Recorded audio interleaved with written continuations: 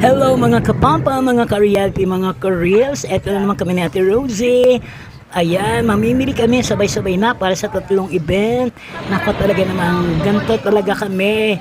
Ayan, lagi kami magkasama kasi favorite ko talaga si Ate Rosie dahil talaga namang napakaganda niya magtrabaho at ang bait pa. Ayan, kakain muna kami bago kami mamili. Siyempre naman para may energy. Unang paa.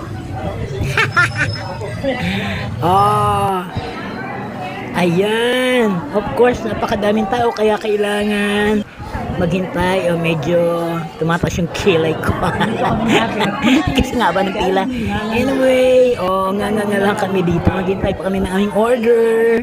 And a few moments, ayan na yung order namin. Ayan, magpapananghalian na kami. Diyos ko talaga naman. Oh, di ba? Ganun talaga, guys. Hindi naman ipapagsasaing ng pera kundi wala kami tayo magluto ng aming pagkain kaya kailangan na lang namin kumain. Of course, nandito na kami sa palengke. Oh, nako talaga naman. Ayan na, ready na nila yung mga order namin kaya mabilis. Oh, di ba? Walang kahirap-hirap. Ayan, sasakyan namin sa tricycle para kapag sakaling umulan, hindi kami mahirapan. Oh, di ba? Kasi yan, umaambon-ambon na.